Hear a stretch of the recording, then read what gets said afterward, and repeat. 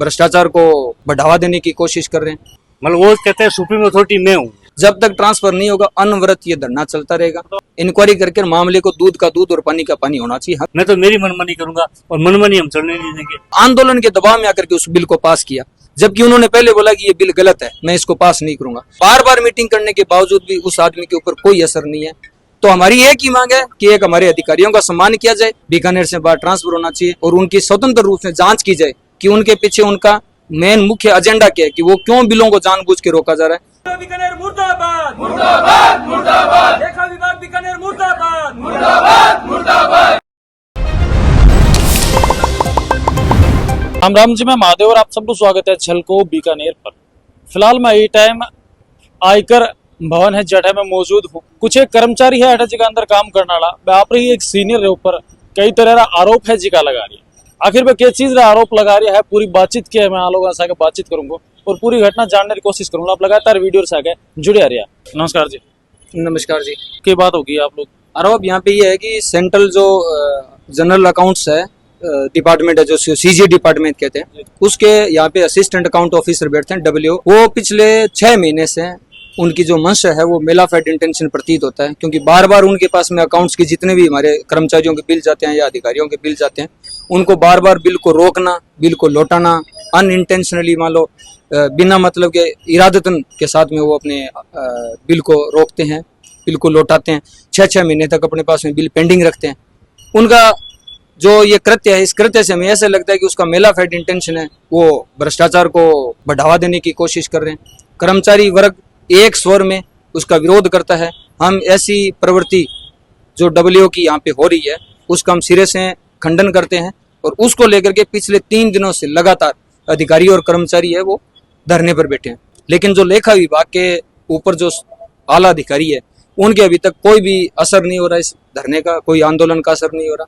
हमारी एक ही मांग है इस आंदोलन के अंदर कि उनका यहाँ से ट्रांसफर किया जाए, बीकानेर से बाहर ट्रांसफर होना चाहिए और उनकी स्वतंत्र रूप से जांच की जाए कि उनके पीछे उनका मेन मुख्य एजेंडा क्या है, कि वो क्यों बिलों को जानबूझ के रोका जा रहा है। जो सही बिल है उनको भी रोकते हैं, गलत बिल के लिए हम कभी करते नहीं है। जो उचित बिल है, जो बिल देना चाहिए, हायर अथॉरिटी हमारी प्रिंसिपल कमिश्नर, उनकी अथॉरिटी को, उनके जुरिस्डिक्शन को भी वो चैलेंज करते हैं। तो हमारी एक ही मांग है कि एक हमारे अधिकारियों का सम्मान किया जाए, हमारे अधिकारियों के द्वारा जो निर्देश दिए जाते हैं उसकी पालना की जाए और लेखा विभाग के उचित अधिकारी है वो तुरंत इस मामले का संज्ञान लेकर के और इस अधिकारी का यहाँ से ट्रांसफर करें। ये मामला। फिर भी आप अधिकारी के साथ कभी बातचीत करने की कोशिश करेगी उनके, सर आप ऐसा सब चीजें क्यों कर रहे हैं? हमने कम से कम 7 मीटिंग कर चुके हैं। हमारे यहाँ पे हेडक्वार्टर साहब है, ये जो प्रिंसिपल कमिश्नर के भी यहाँ पे काम करते हैं। हेडक्वार्टर साहब के सामने हमने कम से कम 7 मीटिंग उनसे कर ली है। 7 मीटिंग के अंदर हमारी मीटिंग में वो यस करके जाते हैं कि ठीक है मैं करूंगा, और ऊपर जाकर के जब उनके पास बिल जाता है तो उनके पता नहीं क्या ऐसी इच्छा या मंशा जाहिर होती है, मेलाफाइड इंटेंशन प्रतीत होता है हमें तो, और वो उस बिल को वापस लौटा देते हैं। फिर हम उनसे मीटिंग करते हैं, बार बार मीटिंग करने के बावजूद भी उस आदमी के ऊपर कोई असर नहीं है। वो बहुत हठधर्मिता उन्होंने अपना रखी है। बिल्कुल। फिर भी आपने क्या कारण लग रहा है कि रोकना कारण के कुछ हो सके? हमारा तो इरादा यही है कि उसका मेलाफाइड इंटेंशन है इसके पीछे। वो चाहते हैं कि जो भी बिल यहाँ से पास हो तो मेरे पास कोई आए, क्योंकि उन्होंने 1-2 बार ये बात जाहिर की है कि आप मेरा ध्यान नहीं रखते हो। अब इसका मेरा ध्यान नहीं रखते हो इसका मतलब क्या होता है?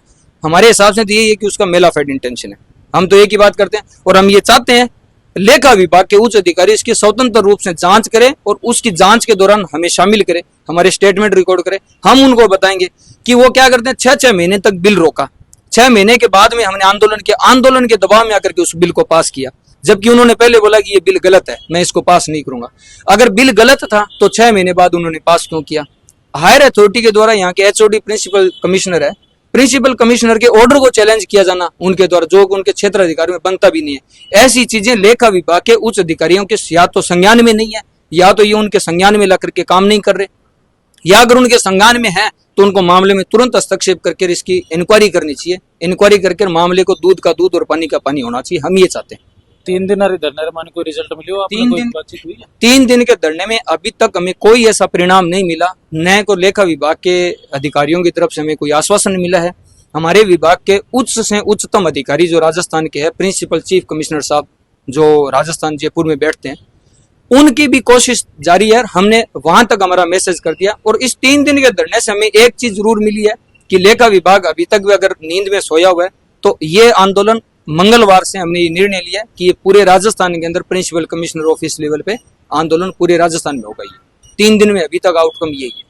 लेखा विभाग की तरफ से कोई 3 दिन एक बात चेतावनी है कि 3 दिन में अगर कोई कार्रवाई हुई तो ठीक है, नहीं हुई तो फिर अगला कदम आप लोग। बिल्कुल अगले 3 दिन में अगर लेखा विभाग ने इनका यहाँ से स्थानांतरण नहीं किया, अगर इनकी इंक्वायरी करके उन्होंने आगे आगामी कार्रवाई नहीं किया तो पूरे राजस्थान में ये आंदोलन होगा। और अगर फिर भी लेखा विभाग नहीं जागता है तो हम आगे की हमारी रणनीति तय करेंगे कि आगे हमें क्या करना चाहिए। ये रणनीति तय करने के लिए हमारे जयपुर के अंदर अपेक्स लेवल के पदाधिकारी होते हैं, वो करेंगे।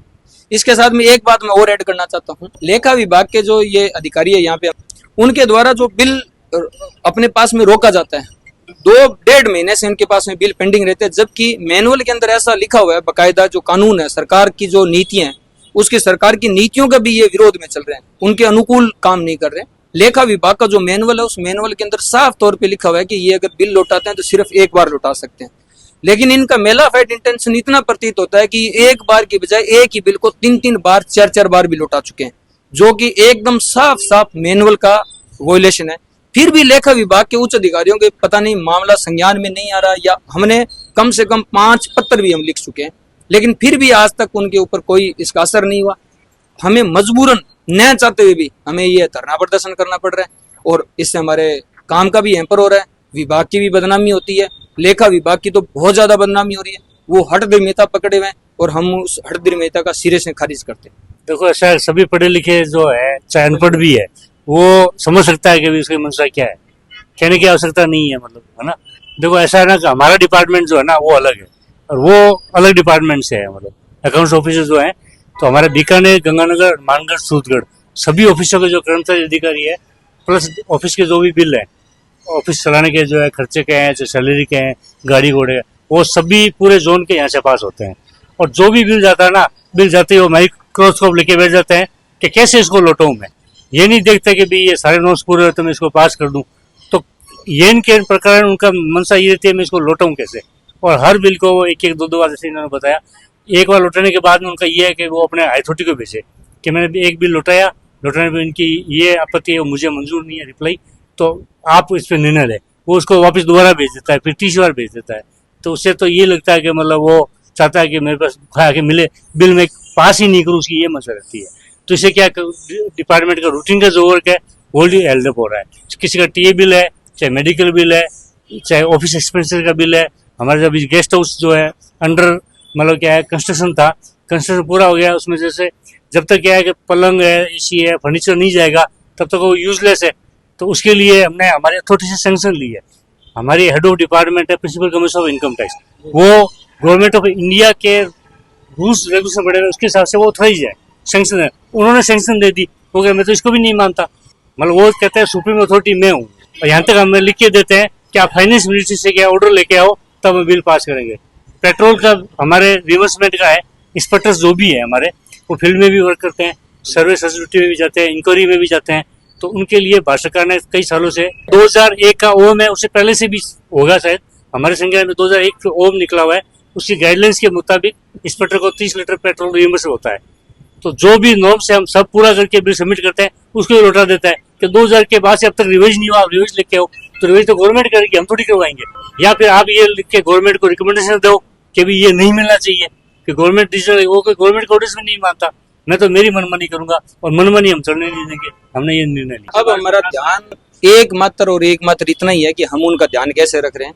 ये जो आंदोलन हो रहा है ये JSC platform, joint council action के प्लेटफॉर्म पे हो रहा है आंदोलन। इसमें इनकम टैक्स एम्प्लॉइज फेडरेशन है, यहाँ पे मैं सेक्रेटरी हूँ, ये अंकुश जी बिश्नोई जो हमारे जॉइंट सेक्रेटरी है, एक नारायण जी है हमारे यहाँ पे जो संगठन सचिव है, और ये हनुमान प्रसाद जी शर्मा जी है, ये आईटी गोवा जो गजटेड ऑफिसर एसोसिएशन है उसके ये सेक्रेटरी है। गजटेड ऑफिसर और इनकम टैक्स एम्प्लॉइज फेडरेशन दोनों के संयुक्त प्लेटफॉर्म पे ये आंदोलन है।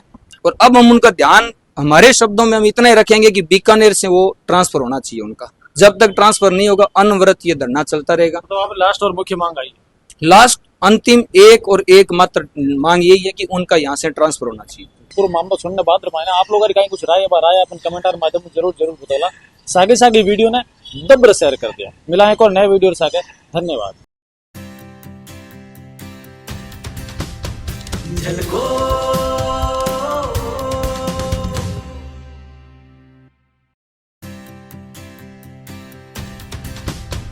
झलको